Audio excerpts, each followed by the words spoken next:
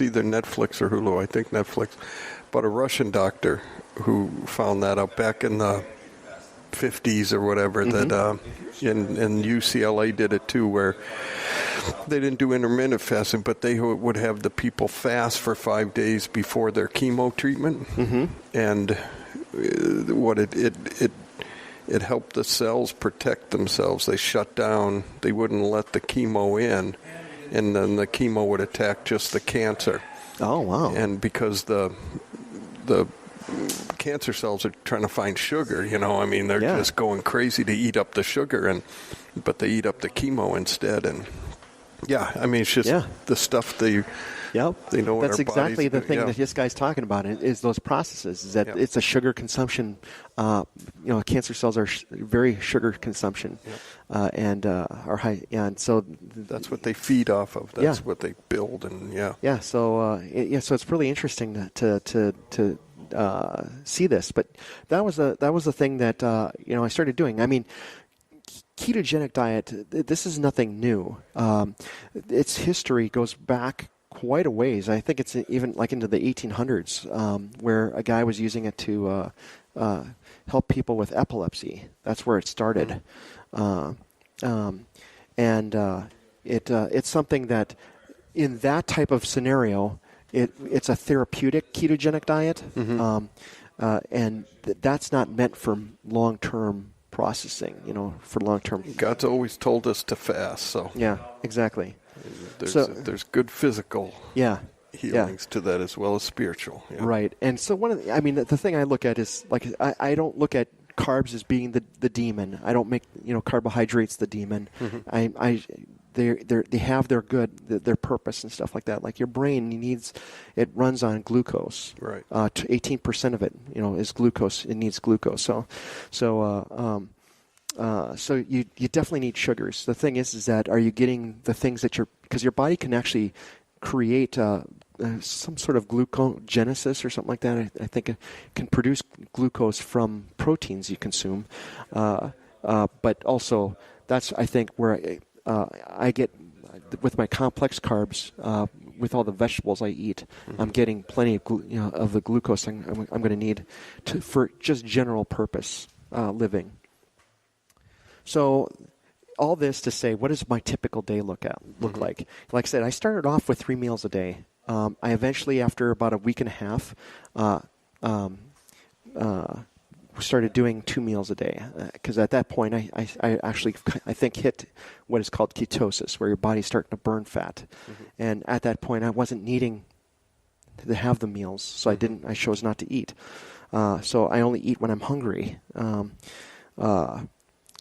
So what I do is, typically when I wake up, like 7 o'clock in the morning or whatever. I'll try to do my devotional time, and then if I can, I get some exercise in, or just do some reading of the scripture. And then what I do is I start off with my apple cider vinegar and lemon juice drink, followed by I have electrolytes drink. This electrolytes it's like something I can take during a fast. It just contains some potassium and magnesium. What I found is that my body, I'm not getting enough magnesium through the things I'm eating. So that's something I need to look at to see what are some sources of magnesium that I can use to, because I want to try to start pulling away from supplements as much as I can, or I'm just doing minimal supplements, like the equivalent of a daily vitamin or something, but not that. But so I might just stay with this electrolyte powder, because it's just magnesium, potassium that I get from that. So I start that, and I do that at about 11 o'clock. So I get up, I'm doing all this stuff, and then by 11 o'clock I have this drink.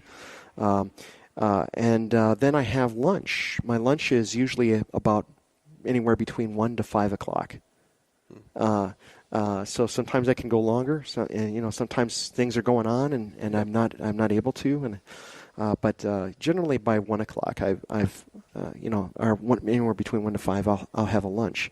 And lunch, what that looks like for me is, this is generally for me the biggest meal of the day. And I'm looking at trying to push that more towards the morning. I heard it's actually better for you, so I'm trying to do that. But it'll be this big meal, and what I end up doing is I just have this huge salad. I try to get like 5-6 cups of lettuce or spring greens and stuff in that salad, and then that can be sometimes. If I do less, I'll have like a cooked vegetable or maybe a raw vegetable. And I change it up because I've learned that sometimes it's helpful, like for broccoli, there's certain nutrients you get out of broccoli that you normally wouldn't get when it's raw because your body doesn't break down the cells enough to get to that nutrient. So if you cook it, you can get to it, right? So there's times I eat cooked, there's times I eat raw. So both have their own benefits, and I found that that's the case for a lot of vegetables. There's certain things. Broccoli is one, cauliflower, green beans. There's plenty of vegetables that have nutrients that if you just eat them raw, you're missing out on the parts of it that you get for cooked. So sometimes I'll have cooked, sometimes I'll have raw, and it's just a matter of how much prep time do I have because I have to account for that now. So I have that, and then I'll have some sort of meat, and generally if I'll do like a burger patty or a pork chop or a chicken thigh. Something like that. Or if I do a chicken wing, I might add cheese to that to get a little bit protein in that cheese and along with fats that come with it. Yep. And then I'll have my oils or my fats will come from I'll do either avocado oil as a salad dressing along with Frank's Red Hot, which I can do now. Because now that your body can handle it. Yeah, because my body can handle it. Or avocado or olive oil. Or butter, some sort of fat, whatever applies, that it'll be. I add that to that meal, and then finally dinner. My dinner is anywhere from 3 o'clock to 9 o'clock. Generally, between the two meals for lunch and dinner is no more than 6 hours. So from 5 to 6 hours, I'll eat the next meal, or sometimes I won't eat dinner at all. Because I'm not hungry. But anywhere from 3 to 9. I don't eat it past 9. If it's past 9, I'm done. And then at night, I do a drink, which is a green juice powder that I have. This is a wheatgrass powder that I got. Then I add magnesium to that too because of, like I said, I found myself magnesium deficient, and I have like cayenne pepper, black pepper, and stuff like that, things that kind of help with absorption of those things. Yeah. And then I also add cinnamon and ginger and turmeric to help with the inflammation, because one of the other things that got me going is I had inflammation in my feet, the balls of my feet. I've had some swelling and discomfort and pain, and since I've been doing the turmeric, that helped, and then I've added some collagens and stuff like that help with joints and stuff, and as well as the ginger and cinnamon, and that all that together work together for the good. And so that's pretty much my day. That's that's what I do. That's how I eat. And like I say, there's a lot of variables. It's one of the things is that these are like basic principles that I've been using to apply, and it's just given me a framework, and it's given me the flexibility to eat, not eat, and and after a while, you don't want to eat the junk anymore. Yeah. I mean, it's just not appealing anymore. Well, that's It took me about a month and a half to not be tempted by pastries. And after nutty that, bars. Yeah. Oh, yeah. So yeah. So to wrap up, I guess I got my disclaimer again. I'll say that I am not a physician. This is for information only and should not be substituted for medical advice.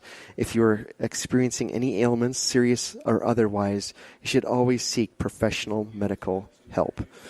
So. All right. No, cool. I appreciate you doing this, and yeah. It's just been, like I said, something on my heart, so I want to get guys out there to, start thinking about your body and what's going on. Yeah, yeah. And with that, ready. exactly, and with that too, pray. Like your wife, she does the paleo diet. Right. And the thing is actually a good ketogenic diet is a paleo diet with less carbs.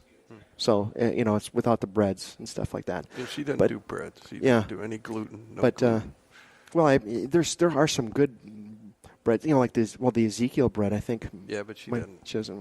But but the thing is that but there's this is to say is that there's other diets out there. Pray, God will show you what you need to do. Yeah, and stuff like that. This is just one way to get healthier and serve the Lord. All right, we are completely out of time. No, we got to go. Okay. All right, Semper Fi. Yep. Talk to you next week.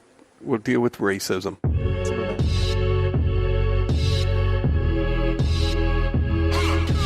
Dancing on the beat. Hear their voices, hear their voices, hear their footsteps as they march. Hear their whispers, the stories of their scars. See their bondage, their shackles and their chains. See their broken hearts and their calloused knees. Their blood cries from the ground, a sound that God will not ignore. Memories fade into black like the trail of a shooting star. Lines on a notebook screaming for a tale. Mother's daughter, sing your song of a heavy heart. So let's stand with our brothers and never forget. So let's stand, let's stand, so let's stand with our Savior who died so that we might live. So let's stand, feel their heartbeat, as the hopelessness weighs down. Feel the darkness, engulf them all around. Taste the freedom, as they march all in a row. Soldiers lining up in rank, bowing down before the throne. Their blood cries from the ground, a sound that God will not ignore.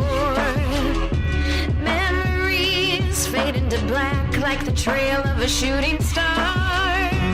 Lines on a notebook screaming for a tale. Wives, sons, sing your song of a heavy heart. So let's stand with our brothers and never forget. So let's stand,